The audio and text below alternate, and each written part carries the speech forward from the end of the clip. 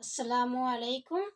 আজকে আমি পাউরুটি দিয়ে চিকেন স্যান্ডউইচ তৈরি করব। যদি আপনাদের রেসিপিটি ভালো লাগে তাহলে লাইক করবেন, শেয়ার করবেন, সাবস্ক্রাইব করবেন নতুন রেসিপির জন্য। আশা করি আপনাদের রেসিপিটি ভালো লাগবে।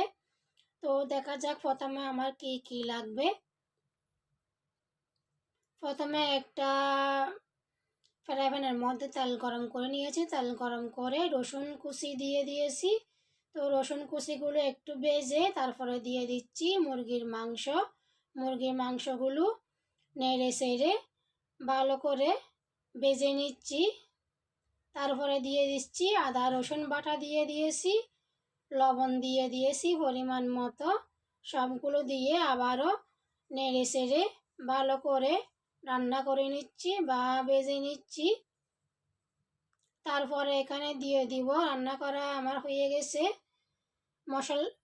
মশলাগুলো দিয়ে দিয়েছি প্রথমে লাল মরিচ দিয়েছি, তারপর দিয়েছি গরম মশলা। তো এখানে আর কোনো ধরনের মশলা দেওয়ার প্রয়োজন নাই, গরম মশলাটা দিলে একদম হয়ে যাবে। তো মশলা দিয়ে ভালো করে রান্না করে নিয়েছি। এখন দিয়ে দিয়েছি টমেটো সস দিয়ে দিয়েছি। টমেটো সস দিয়ে আর একটু ভেজে রান্না করে নামাই ফেলবো। আর টমেটো সস দেওয়ার পরে বেশি ভাজার প্রয়োজন নাই।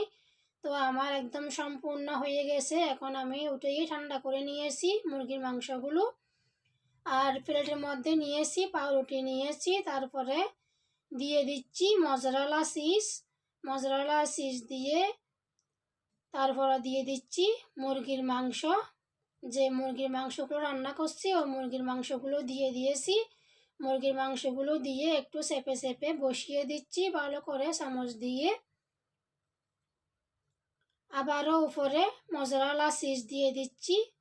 আপনারা চাইলেও যে কোনো চিজ দিতে পারেন, কিন্তু মজরেলা চিজ দিলে একটু ভালো বেশি।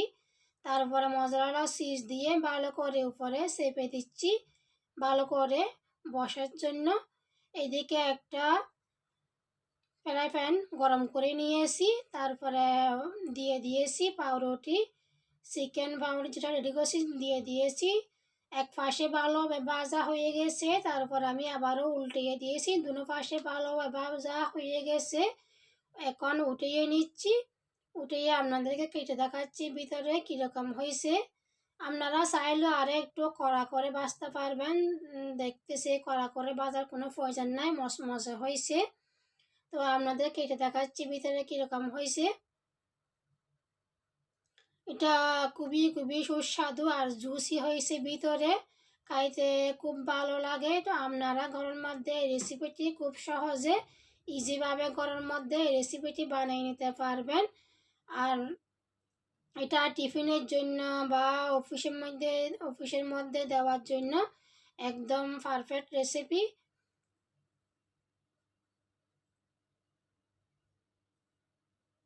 আপনাদের ভালো লাগলে আপনারা অবশ্যই লাইক শেয়ার করবেন।